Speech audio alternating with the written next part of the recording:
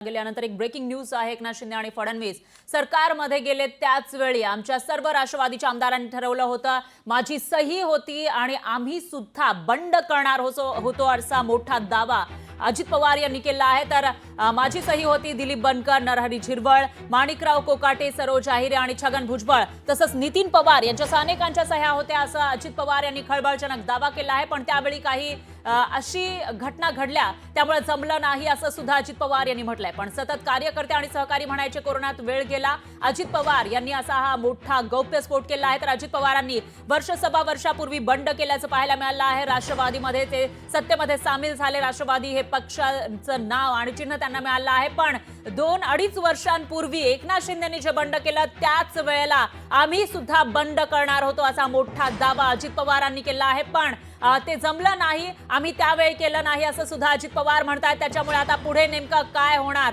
या त्यांच्या दाव्यावरून ते बघावं लागेल। एकनाथराव देवेंद्रजी पहिल्यांदा सरकारमध्ये गेले त्याच वेळेस आम्ही सगळ्यांनी राष्ट्रवादी काँग्रेस पक्षाच्या सर्वच्या सर्व आमदारांनी ठरवलेलं होतं, माझी सही होती, दिलीप काकाची सही होती, नरहरी झिरवळची सही होती, माणिकराव कोकाटेची होती, सरोजची होती, भुजबळ साहेबांची होती, नितीनची होती, अनेकांच्या सह्या होत्या। पण त्यावेळेस काही अशी घटना घडली की ते जमलं नाही।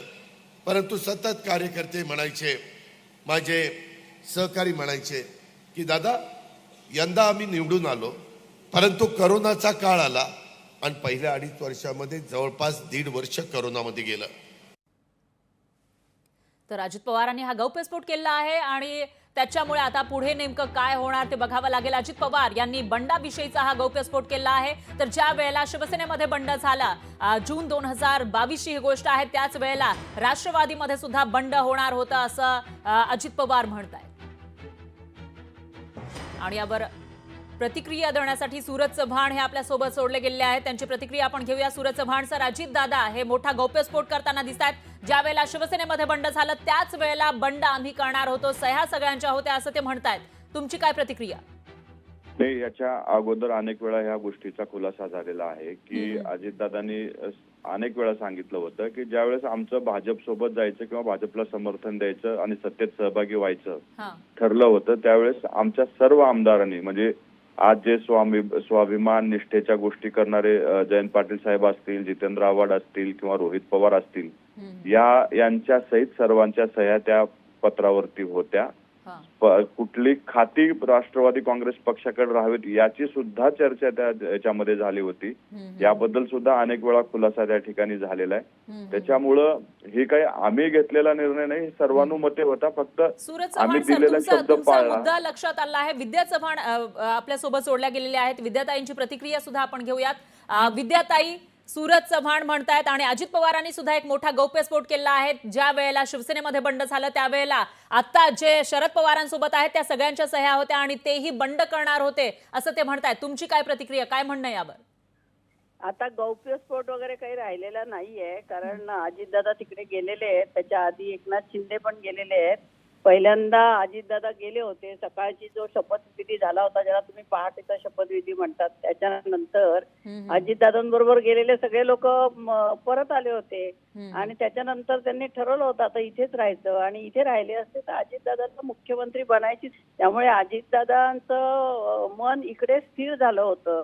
पण आता अजितदादाच असं सांगतायत की मी आधी एकनाथ शिंदे गेले त्याच्यानंतर मी जाणार होते। एकनाथ शिंदे गेल्यानंतर काही गरजच नव्हती ना अजितदादांची जायची। त्यामुळे याच्यावर विद्याताई, आता सूरज चव्हाण म्हणतायत की जयंत पाटलांची सही होती, हे सर्व नेते त्यावेळेला जाणार होते।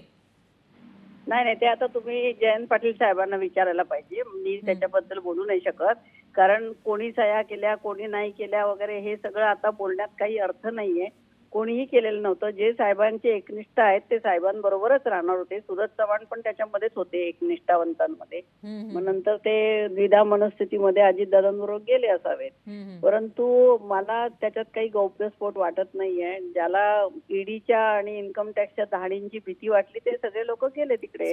हसन मुश्रीफांना तर जेलमध्येच टाकणार होते ना, तेव्हा त्यामुळे विद्याताईला विषय माहिती आहे, पण कदाचित ताई आज का बोलत नाहीत मला माहिती नाही।